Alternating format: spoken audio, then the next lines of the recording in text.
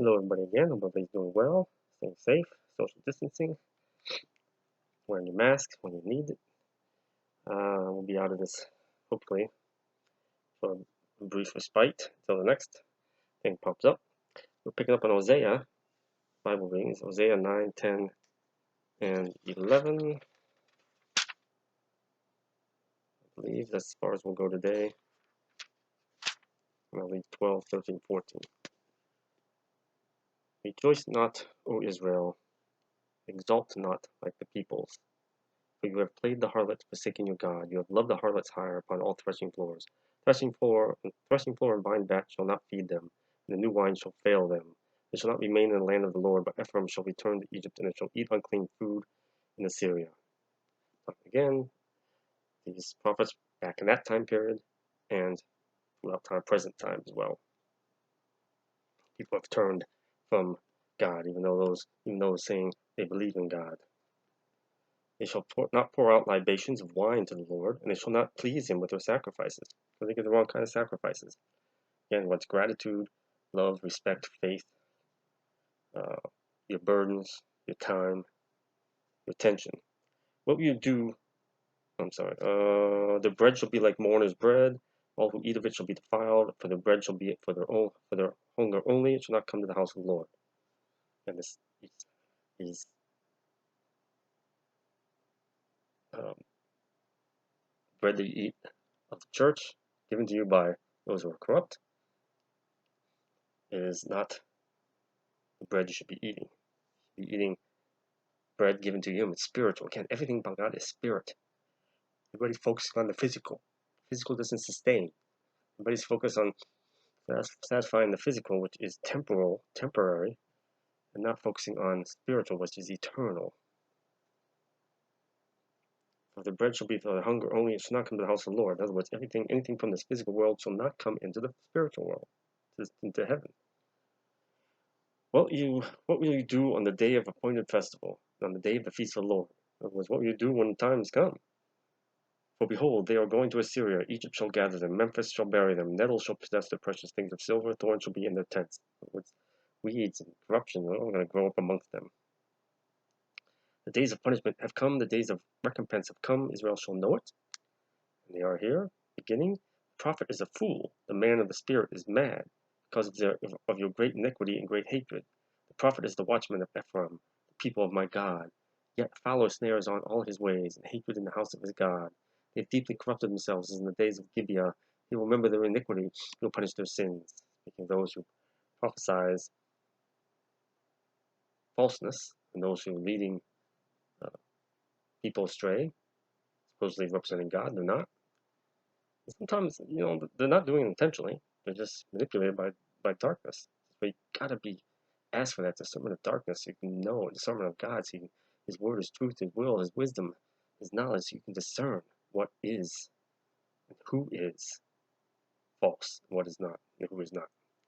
Like grapes in the wilderness, I found Israel, like the first fruit on the fig tree in its first season. I saw your fathers, but they came to Baal Peor and consecrated themselves Baal, became detestable like the thing they loved.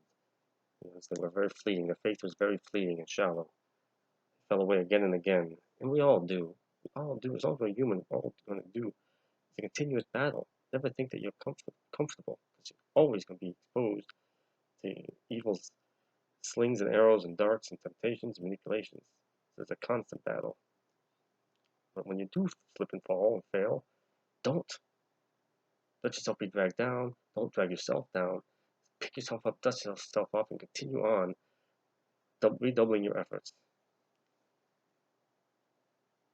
Even if they bring up, Ephraim's glory shall fly away like a bird, no birth, no pregnancy, no conception. We're out of souls. Any souls that are that occur, any births that will occur will be soulless children. Even if they bring up children, I will bereave them till none is left. Woe to them when I depart from them. Ephraim's sons, as I have seen, are destined for a prey. P-R-E-Y. Ephraim must lead forth his sons to slaughter. Give them, O Lord, what wilt thou give? Give them a miscarrying womb and dry breasts. So his people, his flock of Ephraim, maybe that's the descendants of Ephraim through time, or just mention one of his tribes, so they're part of his people. or everybody in general. I'm not sure exactly who or what group descendants was talking about. It could be any or all. Every evil of theirs is in Gilgal. There I began to hate them. Because of the wickedness of their deeds, I will drive them out of my house. I will love them no more. All the princes are rebels. All the princes, their leaders, have rebelled. People rise up in fortune and wealth and power and fame. Feel they don't need God. Do I still believe in him? But they use his name all the time. But they're going their own way, not God's way. Ephraim is stricken, and the root is dried up. They shall bear no fruit. Even though they bring forth, I will slay their beloved children. My God will cast them off because they have not hearkened to him. They shall be wanderers among the nations. And they are wandering, lost. If they leave this world, they wander, lost. All those in the mists. That's what's become of them. Chapter 10. Israel is a luxuriant vine that yields its fruit. The more his fruit increased, the more altars he built. As his country improved, he improved his pillars. Their heart is false. Now they must bear their guilt. The Lord will break down their altars and destroy their pillars, building all these monuments, these temples, and these churches, and these buildings, and these. They say, oh, it's the house of God. No, they build it for themselves. God is everywhere. You don't need to build a house or a temple or church for him. He's everywhere. Everything is his. All creation is his. The true temple is inside you. He's going to destroy all those things. And now they will say, we have no king, for we fear not the Lord. And a king, what could he do for us? They utter mere words, with empty oaths they make covenants. So judgment springs up like poisonous weeds in the furrows of the field. And they wonder why. The inhabitants of Samaria tremble for the calf of Bethaven. Its people shall mourn for it, and its idolatrous priests shall wail over it. Priests are idolatrous. Look at them. Look how, again, I use his name all the time. Joel Osteen, look at him. Idolatrous priest.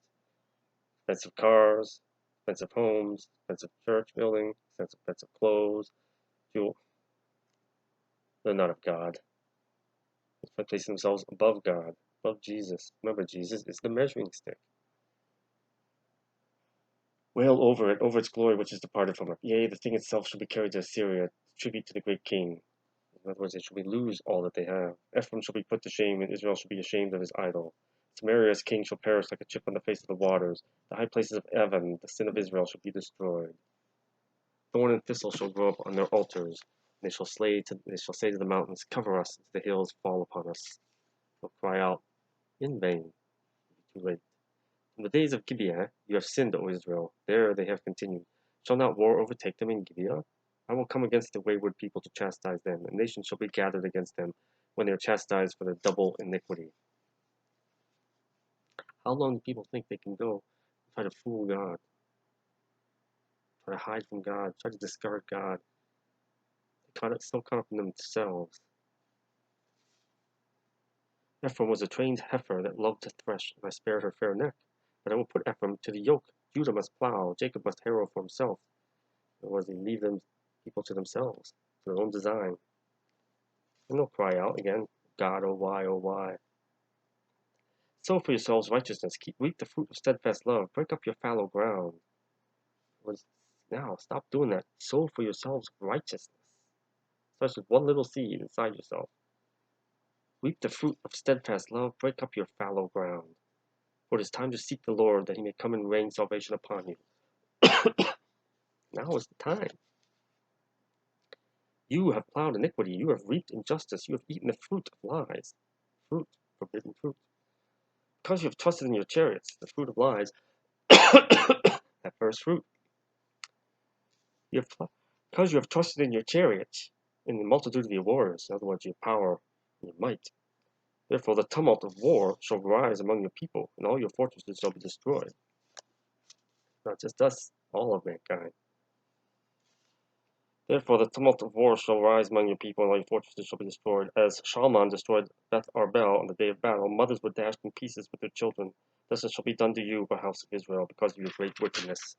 In the storm the king of Israel shall be utterly cut off. When Israel was a child, I loved him, and out of Egypt I called my son. The more I called them, the more they went from me. They kept sacrificing to the Baals and burning incense to idols. They never learned, because you can't focus, can't adhere to what's not seen. Yet it was I who taught Ephraim to walk, I took them up in my arms, but they did not know that I healed them. I led them with cords of compassion, with the bands of love, and I became to them as one who eases the yoke on their jaws. And I bent down to them and fed them. I did all this. He did all this. They shall return to the land of Egypt, and Assyria shall be their king, because they have refused to return to me. The sword shall rage against their cities, consume the bars of their gates, and devour them in their fortresses. My people are bent on turning away from me, so they are appointed to the yoke, and none shall remove it. They never learn, so he punishes again and again.